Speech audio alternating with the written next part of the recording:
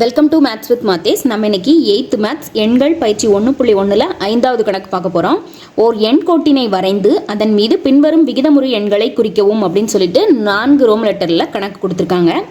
நமக்கு கணக்கில் கொடுத்துருக்கிறது பின்ன வடிவில் கொடுத்துருக்குறாங்க. பின்ன வடிவில் நம்மளால் டைரெக்டாக எண் கோட்டில் குறிக்க முடியாது. அதனால் இதை கலப்பு பின்ன வடிவத்துக்கு மாற்றணும்.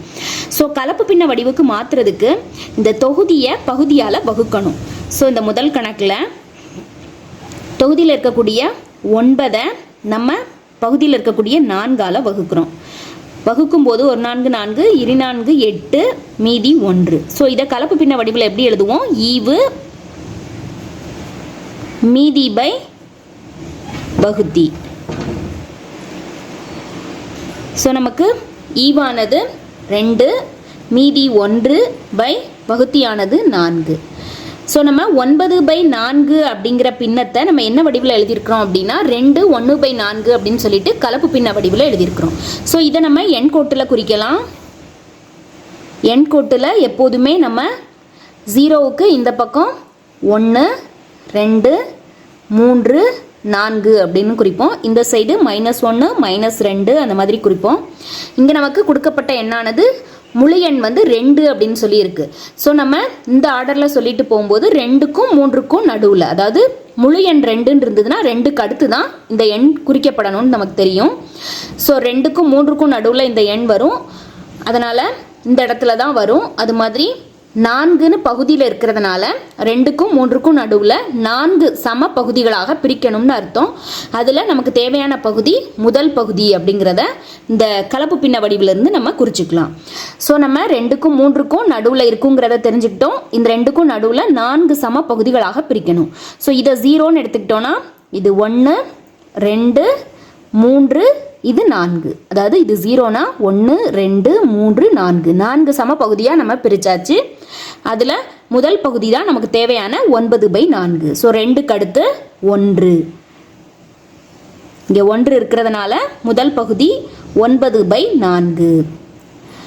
ஸோ நம்ம இப்படி தான் எண் கோட்டில் எண்ணை குறிக்கிறோம். நமக்கு 2வது கணக்கில் என்ன நம்பர் கொடுத்துருக்குறாங்க அப்படின்னா -8/3. இதில் நமக்கு கொடுக்கப்பட்ட எண்ணானது -n. ஸோ அதனுடைய அடையாளம் மைனஸாக தான் வரும். தொகுதியில் இருக்கக்கூடிய 8 பகுதியில் இருக்கக்கூடிய 3ஆல் வகுத்தோம் அப்படின்னா நமக்கு இதே மாதிரியாக கலப்பு பின்ன வடிவுக்கு மாறிடும். ஸோ 8 3ஆல் வகுக்கிறோம். வகுக்கும்போது 2 3 6 மீதி 2. ஸோ ஈவானது 2, மீதியானது இந்த 2. ஸோ 2/3. ஸோ -2 2/3. ஸோ இந்த நம்பரை நம்ம எண் கோட்டில் குறிக்கிறோம். ஸோ எண் கோடு வரைகிறோம். எண் கோட்டில் முதல்ல 0 குறிச்சிக்கிறோம். 1 2 ப்ளஸ் எண்கள்லாம் இந்த மாதிரி குறிப்போம். மைனஸ் எண்கள் -1 -2 -3.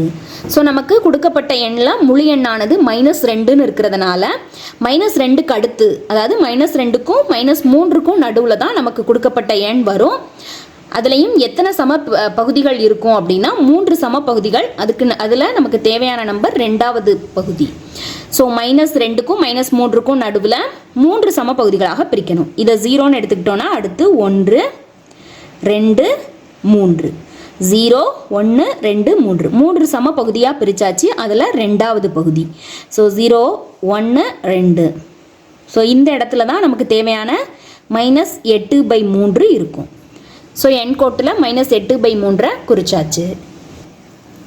இப்போ 3வது ரோம் லெட்டரில் கொடுக்கப்பட்ட கணக்கு -17/-5. ஸோ இதில் மைனஸும் பகுதியிலையும் தொகுதியிலையும் ரெண்டுலேயுமே மைனஸ் இருக்கிறதுனால அது ரெண்டும் நமக்கு கேன்சல் ஆகிடும். ஸோ நமக்கு கொடுக்கப்பட்ட எண்ணானது 17/5. ஸோ இதில் தொகுதியை பகுதியால் வகுக்கிறோம். 17 5ஆல் வகுக்கிறோம். வகுக்கும்போது 5 3 15 மீதி 2 கிடைக்கும். ஸோ இந்த பின்ன வடிவத்தில் இருக்கிற எண்ணை கலப்பு பின்ன வடிவில் எழுதுகிறோம். ஈவானது 3 மீதி 2 பை வகுத்தி 5. ஸோ 3 2/5 அப்படின்னு சொல்லி கிடச்சிருக்குது. இந்த நம்பரை நம்ம எண் கோட்டில் குறிக்கலாம். 0 -1 -2 இந்த சைடு 1 2 3 4. ஸோ நமக்கு கொடுக்கப்பட்ட எண்ணானது முழு எண்ணானது 3ன்னு இருக்கிறதுனால 3க்கு அடுத்து 3க்கும் 4க்கும் நடுவில் தான். முழு எண் 3ன்றதுனால 3க்கும் 4க்கும் நடுவில் தான் நமக்கு கொடுக்கப்பட்ட எண் இருக்கும்.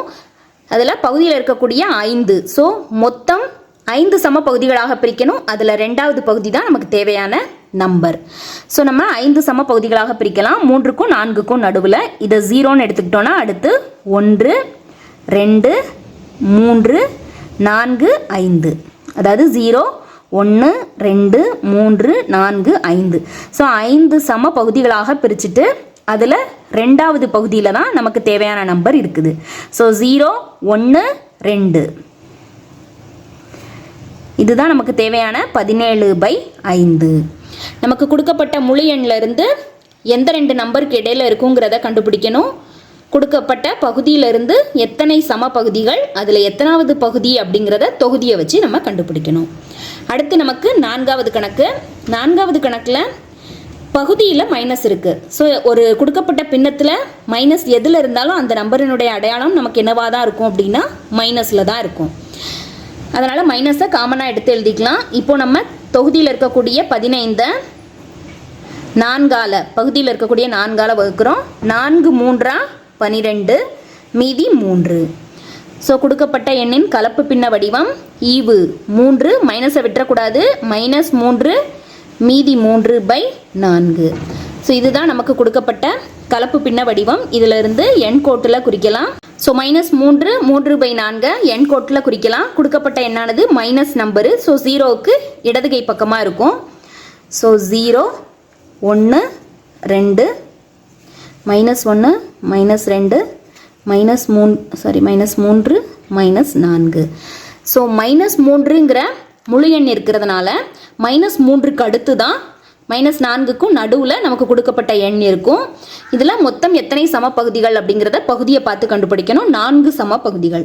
ஸோ -3 இந்த புள்ளியை 0ன்னு எடுத்துக்கிட்டோன்னா 1 2 3 4, அதாவது 0 1 2 3 4 4 சம பகுதிகளாக பிரிச்சாச்சு. அதில் 3வது பகுதி. ஸோ 0 1 2 3. ஸோ இதுதான் நமக்கு தேவையான 15/-4. ஸோ நமக்கு கொடுக்கப்பட்ட நம்பரை பின்ன வடிவில் மட்டும் இருந்தால் அதை கலப்பு பின்ன வடிவுக்கு மாற்றணும். அதில் இருக்கக்கூடிய முழு எண்ணை வைத்து எந்த இரு எண்களுக்கு இடையில நமக்கு தேவையான பகுதி வரும் அப்படிங்கிறத கண்டுபிடிச்சுக்கணும். பகுதியை வைத்து மொத்தம் எத்தனை சம பகுதிகள், அதில் தொகுதியை வைத்து எத்தனாவது பகுதின்னு சொல்லி கண்டுபிடிச்சி நம்ம குறிச்சிடலாம்.